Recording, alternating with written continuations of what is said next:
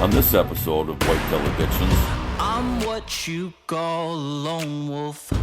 I like to walk alone. Whitetail Addictions is brought to you by Lone Wolf Custom Gear, the innovator of mobile hunting. Lone Wolf Arrowheads, recover your deer, not your broadhead. Osseo Gear, nature's best camouflage. Hoyt Archery, get serious, get Hoyt. Vortex Optics, the force of optics. Buck Fever Synthetics, make bucks hunt you. Painted Arrow Outdoors, relive the hunt. Face Off Bikes, make every hunt count. Onyx Hunt, maps for hunting, made by hunters.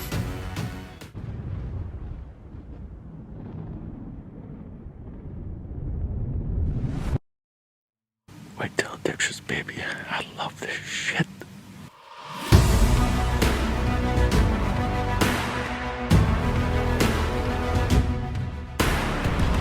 I'm what you call a lone wolf.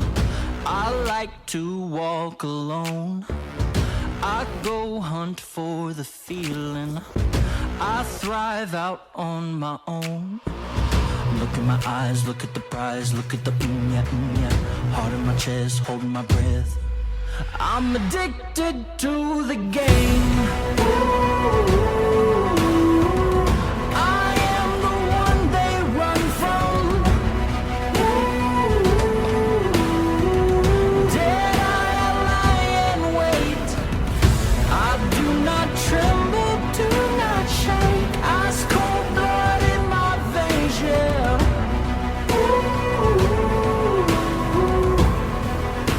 The lone wolf is my name. Wow, what a cage.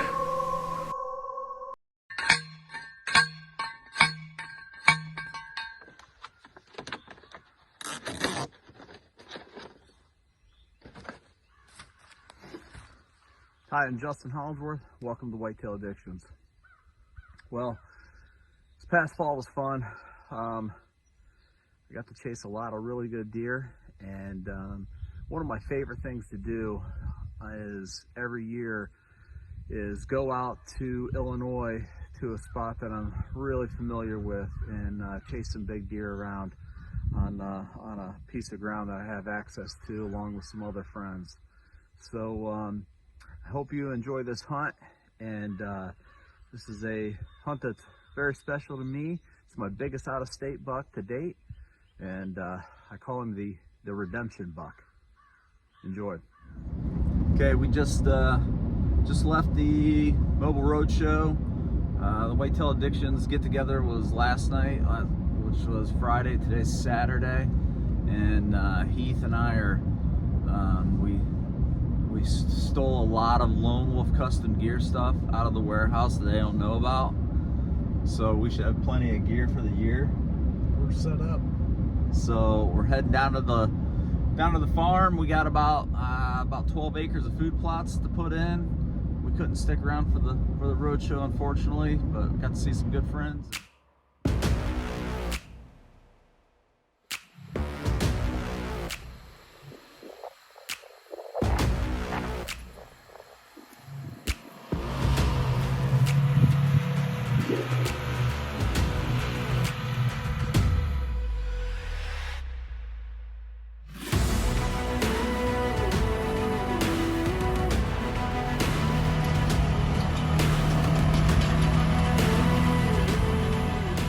Just like every year for us, whitetail addicts, you know, it starts with putting in the work. So myself, along with Heath and good friend Brent Davis, we were able to get some food plots put in on our piece of ground that we have access to in Illinois, and between the three of us, boy, they turned out good, and I couldn't wait to get out there and enjoy the time, the money, and everything that we put into this.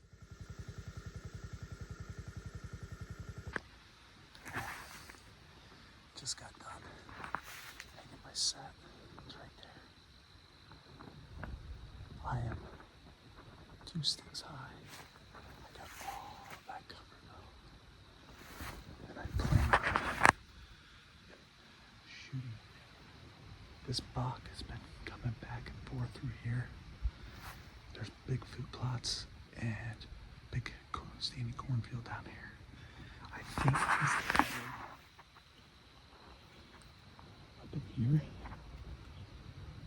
and back into here.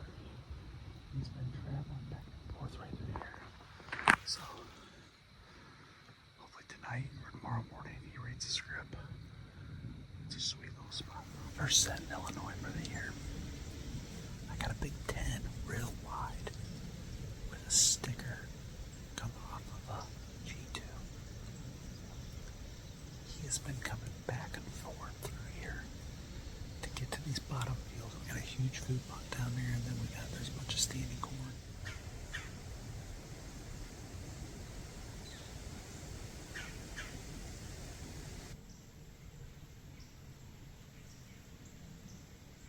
Okay, just climbed to the set. Hung the set earlier today. Hung it after my morning hunt. There was a big one in here, down here in this corner last night.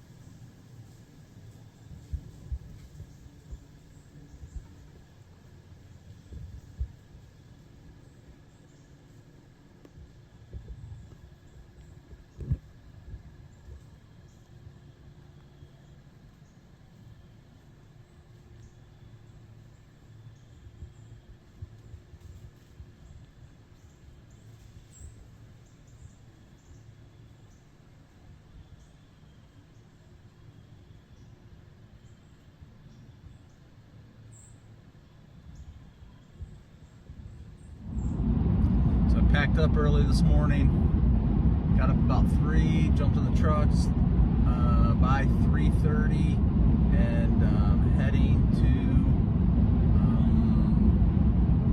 a couple of farms that we hunt in Illinois, and gonna meet up with my buddy Heath Cisco and Cody DeQuisto, and we're gonna have a little fun, do a little hunting, see what we can't get into. Hopefully we can knock down a couple good bucks.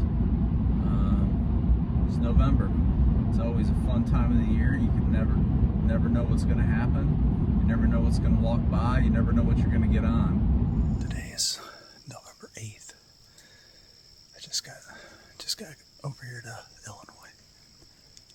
I just got here pretty good time. I got 2 stands hung today and just jumped into my evening post. Like 3 doubles high. I'm sitting over a great big green food plot. It's warm, really warm, but it is supposed to cool down tremendously over the next 24 hours. 20-degree temperature drop, so it should get these deer on their feet.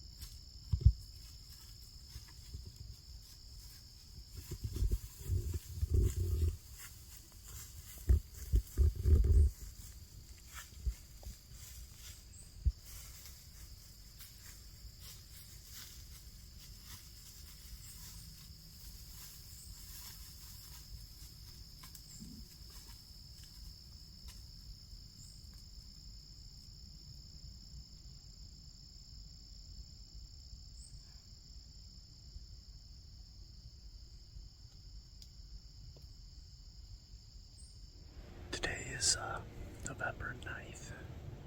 It's my first morning set in Illinois.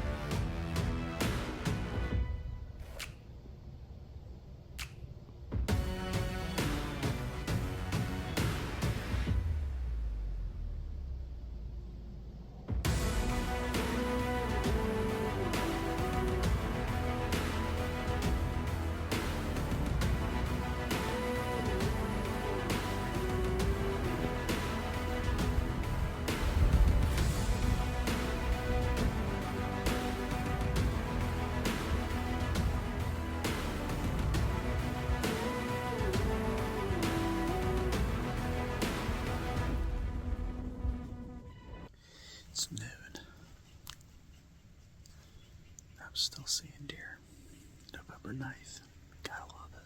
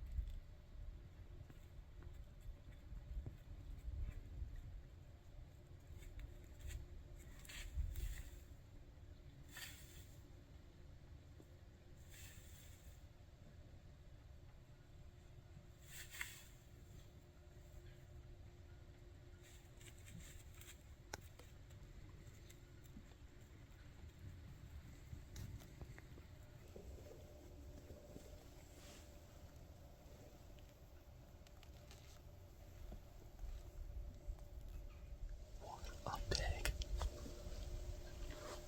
Yeah, from his brow tine all the way out, busted off. That deer's easily in the 60s. Easily. Ah. He stepped out at 25 yards. Yeah, that's about kind of how my season's been going a little bit. That's pretty cool though. Anytime to get that close to big mature deer. It's pretty awesome. Okay, now it's a few days later. I bounced around the farm a little bit and I knew that the wind was going to switch. I wanted to get into that set that I hung for a morning and midday. I knew it was going to be killer, and that deer was pretty active in that entire area. I finally get the wind that I need after a few days. I slide in, and around 9:30, somewhere in that time frame, I finally spotted what I've been looking for.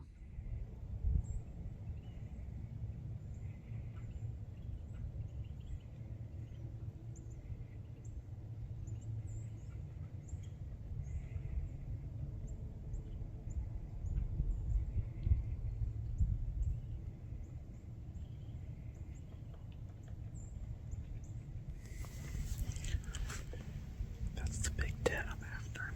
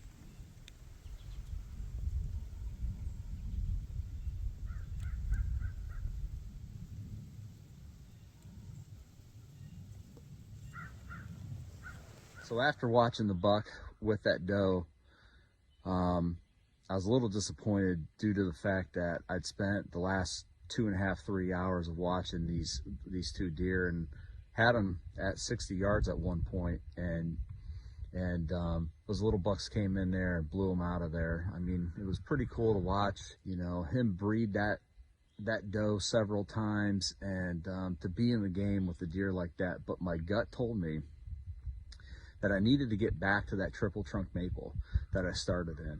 I had a feeling that, knowing what does do in the evening, they usually try to get back to a food source to feed on, and I felt like she might try to do that and drag him with her down to that food source. So I packed up my stuff about 1:30, 2 o'clock, headed down there, and it wasn't long before both of them stepped out. I've been sitting all night. I just jumped down out of the stand up there. I've probably seen 25, 30 deer. Little bucks came in and then got that doe up on her feet, and then they ran up and over this ridge right here. I think they're up here. So what I'm hoping is that the likelihood of it happening, it's not great, but what I'm hoping is that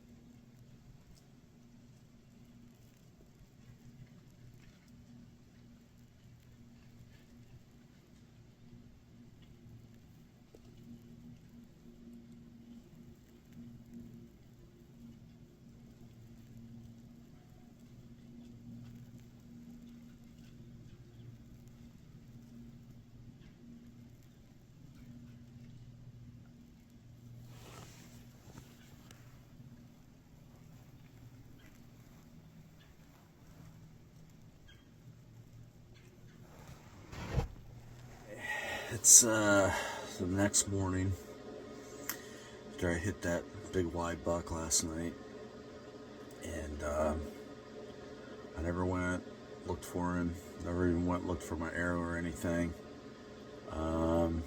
Watched him for a while in the field, and he still wouldn't leave that doe, even though what I believe is I hit him way back, farther back than I thought, and I think I clipped that hind quarter, and it went out through his intestines on the other side, because I could see the hole and everything that was hanging down from the buck. Definitely not one of my prouder moments. I hate that for the animal. It's not what I intended, and I can't pull back a released arrow. I'm gonna wait till about noon today before I ever even go look for my arrow. I might not even go look for the buck until this afternoon. So that's the game plan as of now. I went and looked for my arrow earlier. I couldn't find it. I looked everywhere, but that ground's super hard, and it could have skipped God knows where. To that cornfield. There was actually quite a bit more blood than I thought. I'm just trying to play it smart. Not jump the gun. Jump this deer. It's 100%. He was shot through the intestines. And I want to give him the right amount of time and not get ahead of myself and try to get in there. So what I've done tonight, I set up roughly where I think he went in, just in case he decides, just in case he's not dead and he comes back out. I can kind of, I guess, get some closure. Who knows, maybe even get a shot. I'm kind of off the mark a little bit as far as distance goes, but we'll see. I'm going to go and start grid searching tomorrow morning. And it's going to be a pain because it is thick in there. So.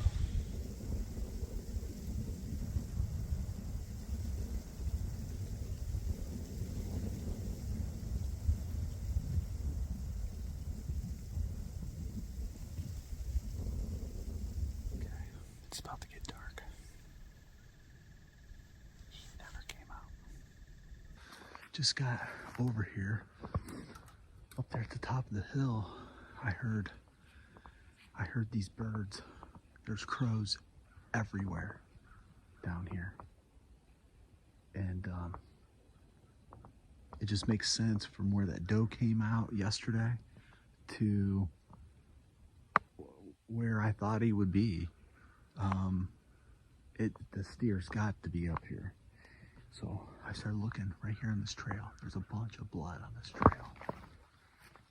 There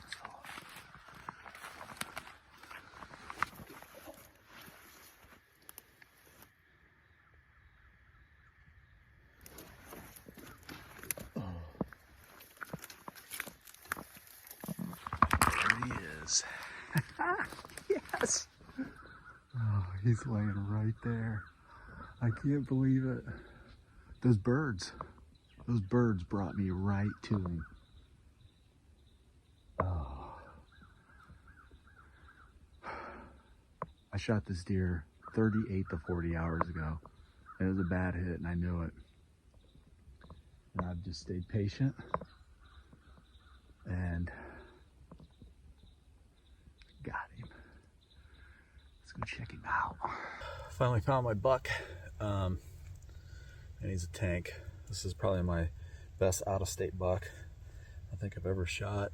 But, you know, the story goes back a couple years in this deer. Heath and I have known this deer for a few years. And actually, Heath passed him up, I believe it was last year maybe. And kind of in the same general area. Just a great buck, and you know, I'm super pumped. I wish it would have went down a little differently than that, but that's sometimes the reality of this game. But man, he's a tanker. I do not tremble, do not shake. Ice cold blood in my veins, yeah.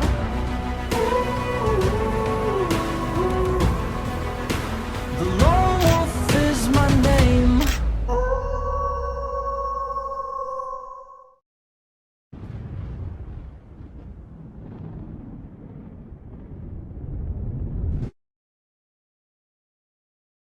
This is Andre D'Acquisto from Lone Wolf Custom Gear.